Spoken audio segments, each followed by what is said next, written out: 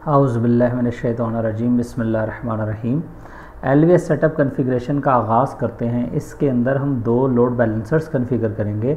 एक load balancer को हम कॉन्फ़िगर करेंगे as a Linux virtual server active router और दूसरे को हम कॉन्फ़िगर करेंगे एज अ बैकअप राउटर। किसी भी वजह से एक्टिव राउटर अगर डाउन हो जाए तो बैकअप उसकी जगह ले ले और हमारी सर्विस में किसी भी किस्म की इंटरप्शन ना आए। तो सबसे पहले हम यहाँ पे पैकेज इंस्टॉल करेंगे। यम इंस्टॉल पिरान्हा के नाम से एक पैकेज है, उसको इंस्टॉल करेंगे। यहाँ पे पेस्ट करते हैं। इसी तरह लोड बैलेंसर भी हमने यहाँ पे SSH किया हुआ है, उस पर भी पेस्ट करते हैं और दोनों को हम कमांड देके अपना थोड़ी देर हम देख लेते हैं इसको।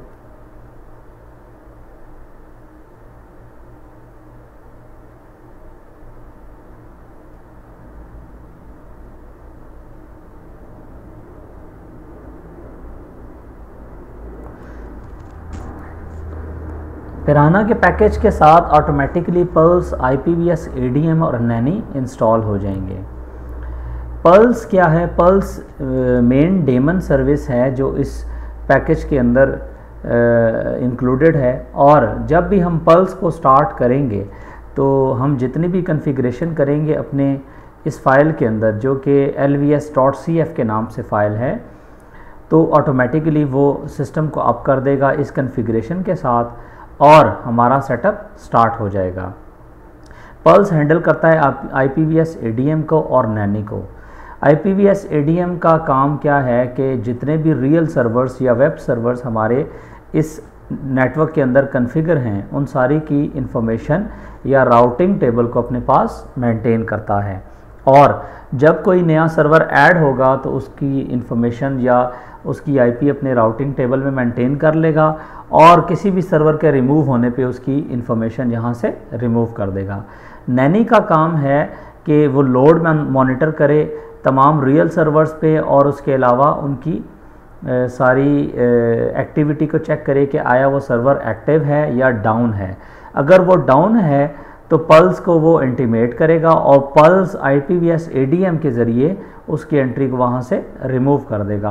और अगर कोई नया सर्वर ऐड होता है तो नैनी उसको मॉनिटर करके पल्स को इंटीमेट करेगा और पल्स IPVS, ADM को उसकी एंट्री डालने के लिए इंटीमेट करेगा। यहाँ पे हम देखते हैं हमारी सर्विस जी पिरान्हा का पैकेज इंस्टॉल हो रहा है लोड बैलेंसर 1 पे, इसी तरह लोड बैलेंसर 2 पे। और इसके साथ अगर पिरान्हा के पैकेज के साथ उसको कोई भी डिपेंडेंसीज चाहिए तो हमारा सिस्टम ऑटोमेटिकली उनको भी इंस्टॉल कर लेगा। दो लोड बैलेंसर्स बनाने का मकसद, जैसा कि मैंने आपको अभी बताया, कि अगर किसी भी वजह से हमारा active Linux virtual server router down हो जाए तो backup Linux virtual server router उसको उसकी जगह ले ले और ऑटोमेटिकली हमारी सर्विस को किसी भी किस्म की इंटरप्शन फील ना हो। जी पैकेज यहाँ पे इंस्टॉल हो गया है और यहाँ पे vim etc sysconfig के अंदर HA के अंदर हम lvs.cf के नाम से एक फ़ाइल क्रिएट करेंगे। इंसर्ट करते हैं यहाँ से और हमारे पास इस फाइल की कॉन्फ़िगरेशन हमने यहाँ पे की हुई है, उसको हम कॉपी करेंगे और यहाँ पे पेस्ट करते हैं और फिर मैं आपको ये फ़ाइल एक्सप्लेन कर देता हूँ। जी लोड बैलेंसर 1 पे इसको पहले हम पेस्ट करते हैं। जी इस फाइल के बारे में आपको बताता जाऊँ। यहाँ पे हमने दोनों लोड बैलेंसर्स की कॉन्फ़िगरेशन की हुई है और इसके अलावा रियल सर्वर्स की या वेब सर्वर्स की यहाँ पे हमने कॉन्फ़िगरेशन की है। और वर्चुअल सर्वर का जो सेक्शन है यहाँ पे, इस सेक्शन के अंदर हमने यहाँ पे वो IP डिफ़ाइन किया है जिस पे वेब सर्विस को एक्सेस किया जाएगा। प्राइमरी सर्वर बेसिकली हमारा LVS एक्टिव राउटर है और सर्विस टाइप है हमारे पास LVS। दो किस्म की सर्विस टाइप यहाँ पे इस्तेमाल हो सकती हैं, या LVS या FOS fail over service. By default ये LVS को इस्तेमाल करता है, हमने यहाँ पे इसको मेंशन कर दिया है। RSH कमांड कौन सी इस्तेमाल होगी? यहाँ पे SSH। आपको अगर याद हो, हमने सेकंड सेक्शन में जिसके अंदर हमने बेसिक सेटअप कॉन्फ़िगरेशन की थी, SSH कीज़ को आपस में शेयर किया था। उसकी करने की वजह ये थी कि आपका लोड बैलेंसर SSH के ज़रिए हर रियल सर्वर के ऊपर लॉगिन होगा और उसके ऊपर अप टाइम की कमांड रन करेगा, जैसा कि यहाँ पे आपके पास ये अप टाइम की कमांड मौजूद है। इसी तरह बैकअप एक्टिव है हमारे पास, बैकअप का हमारे पास IPA है। उसके बाद हार्ट बीट सर्विस इस्तेमाल होगी दोनों के दरमियान, एक्टिव और बैकअप के दरमियान, और 1050 पोर्ट इस्तेमाल होगी। किसी भी वजह से अगर एक्टिव राउटर यहाँ पे डाउन होगा तो हार्ट बीट की सर्विस जो कि बैकअप राउटर पे और एक्टिव दोनों पे चल रही होगी वो इसको इंटीमेट करेगी बैकअप राउटर को कि एक्टिव राउटर डाउन हो गया है या एक्टिव लोड बैलेंसर डाउन है, तो ऑटोमेटिकली हमारा बैकअप राउटर जो है उसकी जगह ले लेगा। कीप अलाइव 2 है, डेड टाइम 10 सेकंड है। इसके जो मैकेनिज़्म या राउटिंग टाइप जो हम इस्तेमाल कर रहे हैं वो है डायरेक्ट राउटिंग। यहाँ पे अगर आप नेटिंग इस्तेमाल करना चाहते हैं तो आप यहाँ पे नेट मेंशन करेंगे। इसी तरह मॉनिटर लिंक्स आपस में ये चेक करने के लिए हमने 1 किया है कि ETH को वो मॉनिटर करे। ये सेकंड सेक्शन है जिसके अंदर हम वर्चुअल सर्वर्स को डिफ़ाइन करेंगे। एक्टिव है जी 1, इसका एड्रेस हमने यहाँ पे दिया है 10.0.0.3। अगर आपको याद हो हमने होस्ट की फ़ाइल के अंदर ये कॉन्फ़िगर किया था कि 10.0.0.3 के ऊपर हमारी www.linuxurduscbts.com की सर्विस अवेलेबल होगी, और हमने यहाँ पे ये बताया है कि ETH 0 के ऊपर ETH 0:1 के ऊपर ये IP कॉन्फ़िगर होगा। ये बेसिकली फ्लोटिंग IP होगा और ये इसके ज़रिए सारी दुनिया से वेब सर्विस एक्सेस होगी। पोर्ट ऑब्वियसली वेब की है 80, और यहाँ पे ये एक रिक्वेस्ट ये आपने फॉलो करनी है कि इस ज़रिए से ये रिक्वेस्ट सेंड करेगा हर वेब सर्वर के ऊपर, और वहाँ से एक्सपेक्ट करेगा कि ये आउटपुट मिले। अगर ये होगी तो वहाँ से रिक्वेस्ट फॉरवर्ड कर देगा। लोड मॉनिटर जैसा कि मैंने आपको बताया SSH करके हर एक रियल सर्वर पे अप टाइम की कमांड रन होगी। शेड्यूलर के लिए कुछ एल्गोरिदम यूज़ हो रहे हैं यहाँ पे, वो मैं आपको ज़रा सा समझाता जाऊँ। शेड्यूलर के लिए जो एल्गोरिदम मौजूद हैं या जो इस्तेमाल हो रहे हैं, यहाँ पे अगर आप देखें तो RR जैसा कि राउंड रॉबिन जहाँ पे लिखा हुआ है, राउंड रॉबिन स्केजुलिंग यहाँ पे इस्तेमाल हो रहा है।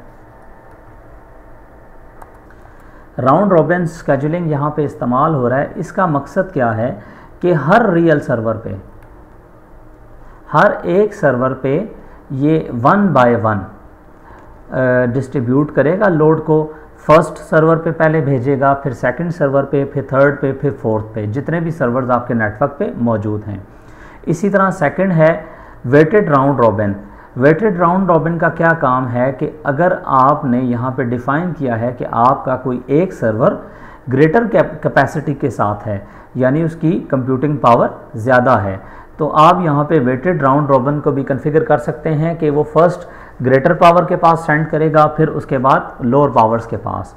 इसी तरह लीस्ट कनेक्शन हमारे पास LC के नाम से एक एल्गोरिदम है। LC का काम क्या है कि जिस सर्वर के पास लीस्ट कनेक्शन होंगे ये उसके पास सेंड करेगा।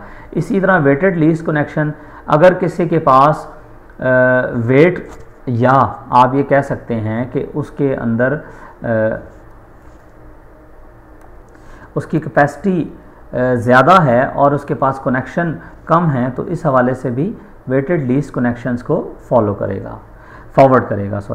और इसी तरह हम लोकली बेस्ड LC कनेक्शन को हम एल्गोरिदम को यूज़ करना चाह रहे हैं, local based least connection scheduling को, तो वो भी हमारे पास अवेलेबल हैं। यहाँ पे जो हम इस्तेमाल करेंगे एल्गोरिदम, जैसा कि आपको यहाँ पे मैं दिखा रहा हूँ, RR है, राउंड रॉबिन प्रोटोकॉल हमारे पास है TCP। आप यहाँ पे WLC और उनके शॉर्ट नेम लिखे हुए हैं, जो इस्तेमाल करना चाहें उसकी फीचर्स के हवाले से यहाँ पे इस्तेमाल कर सकते हैं। टाइम आउट 10 सेकंड है। री एंट्री है 180 सेकंड। री एंट्री हम वहाँ पे इस्तेमाल करेंगे जहाँ पे हम कोई नया सर्वर ऐड करते हैं अपने नेटवर्क के ऊपर, तो हमारा लोड बैलेंसर 180 सेकंड लेगा उसको अपने इस पूल के अंदर शामिल करने के लिए। फर्स्ट ऑफ ऑल 180 सेकंड उसको चेक करेगा बार बार, और फिर उसको अपने नेटवर्क में शामिल कर लेगा। ये हमारे वेब सर्वर्स की कॉन्फ़िगरेशन है। ये हमने दोनों का जो रियल आईपी है यहाँ पे डिफ़ाइन किया है, एक्टिव और वेट हमने डिफ़ाइन किया है। एक्टिव हमने 1 डिफ़ाइन किया है, वेट हम यहाँ पे कम और ज़्यादा भी कर सकते हैं। अगर मिसाल के तौर पे हमारा ww1 जो सर्वर है उसकी कैपेसिटी ज़्यादा है तो हम उसका वेट यहाँ पे ज़्यादा कर सकते हैं और दूसरे का वेट कम कर सकते हैं। इस फाइल को यहाँ पे हम करेंगे सेव। इस फाइल को हम करेंगे scp sysconfig halvs और यहाँ पे हम इसको लोड बैलेंसर 2 पे सेम एज इट इज़ जो स्पेस है या जो जगह है उस पर हम इसको कॉपी कर देंगे। ये कॉपी करने के बाद देखते हैं हमारा नेक्स्ट स्टेप क्या है। जी, हमने यहाँ पे अपने पास ये एंट्रीज डालनी है sysctl की फ़ाइल के अंदर। sysctl की फ़ाइल के अंदर ये एंट्रीज डालने का मकसद क्या है कि ये आर्प टेबल के अंदर जो हमारी फ्लोटिंग आईपी बनेगी जो कि 10.0.0.3 है, अगर वो एक सर्वर से दूसरे सर्वर पे जाए तो मैक एड्रेस को उसके साथ बाउंड ना करे और ऑटोमेटिकली ये इसको इग्नोर करें। ये तीनों बल्कि फ़र्स्ट को हम वहाँ पे 1 कर लेंगे और बाकी को हम यहाँ से कॉपी करते हैं। फर्स्ट एंट्री है इग्नोर करने के लिए और सेकंड एंट्री है वहाँ पे अनाउंस करने के लिए आर्प को vim etc sysctl.conf और यहाँ पे सबसे पहले हम पैकेट फॉरवर्डिंग यहाँ पे करते हैं इनेबल और यहाँ पे बाकी जो हमने कॉपी किया है उसको पेस्ट करते हैं, इसको सेव करते हैं और sysctl-p करके इसको हम एक्टिवेट कर लेते हैं या इसको रन टाइम पे स्टार्ट कर लेते हैं और इस फाइल को हम scp कर लेते हैं अपने दूसरे सर्वर के पास, लोड बैलेंसर 2 के पास और lb2 पे भी जाके हम इसको एक दफ़ा स्टार्ट कर लेते हैं sysctl की कमांड से -p के ऑप्शन के साथ। जी, अगर आप देखें तो इसने यहाँ पे स्टार्ट कर दिया है। अब अपने डॉक्यूमेंट पे दोबारा आते हैं। अब यहाँ पे हमने ये स्टार्ट कर दिया है। अब एक दफ़ा हमने वेब सर्वर्स के ऊपर जाके सिंपली वेब की सर्विस को स्टार्ट करना है और यहाँ पे हमारी कॉन्फ़िगरेशन ऑलमोस्ट कंप्लीट हो चुकी है और उसको हम LVS की कॉन्फ़िगरेशन को चेक भी करेंगे। स्टार्ट और वेट को चेक करने के लिए, लोड को चेक करने के लिए हम छोटा सा काम करते हैं। इको की कमांड से हम यहाँ पे छोटी सी एक फ़ाइल क्रिएट कर लेते हैं, वेब फाइल सेंटर h1 का टैग यहाँ पे हम इस्तेमाल करते हैं, सेंटर h1 का टैग और यहाँ पे मैं अपना नाम लिख लेता हूँ फर्स्ट सर्वर पे बाबर ज़हूर, याद रखने के लिए।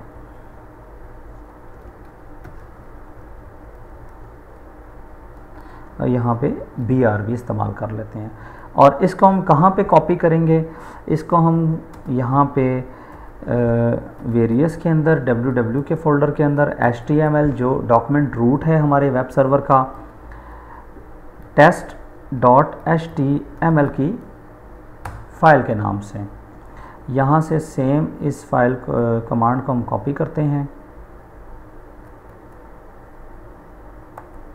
और इसको हम www2 पे जाके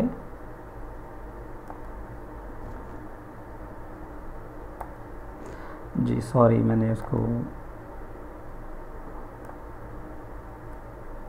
यहाँ से इसको दोबारा कॉपी करते हैं, यहाँ पे इसको हम पेस्ट करते हैं। बल्कि पेस्ट करने से पहले यहाँ पे मैं नाम चेंज कर लेता हूँ। मेरे साथ इस सेटअप में मौजूद हैं फ़ारूक साहब, मैं उनका भी यहाँ पे नाम लिख देता हूँ ww1 पे।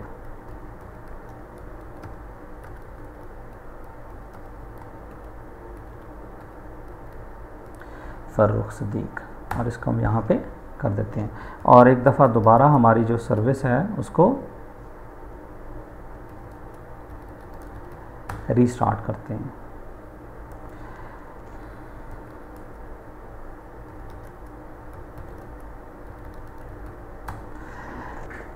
अभी हमारी कॉन्फ़िगरेशन यहाँ पे कंप्लीट नहीं हुई, ये जस्ट इसलिए मैंने किया है ताकि लोड बैलेंसर्स को वेब सर्वर या वेब सर्विस अवेलेबल मिले। और यहाँ पे हम etc-init.d करके पल्स की सर्विस को स्टार्ट करते हैं। पल्स की सर्विस जी, अभी इसने एक एरर दिया है, इसको हम यहाँ पे चेक कर लेते हैं।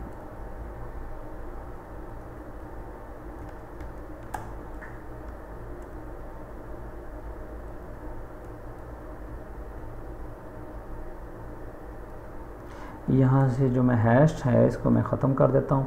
राउटिंग टाइप हमारे पास डायरेक्ट है और नेटवर्क हमारे पास है डायरेक्ट, बिल्कुल जी। इसको हम करते हैं सेव और एक दफ़ा दोबारा सर्विस को स्टार्ट करने की कोशिश करते हैं जी। अभी भी ये एरर दे रहा है। इस एरर को स्टडी करने के लिए हम एक छोटा सा काम करते हैं। यहाँ पे अपने पास tail-f वेरियस लॉग और मैसेजेस की लॉग को ओपन कर देते हैं।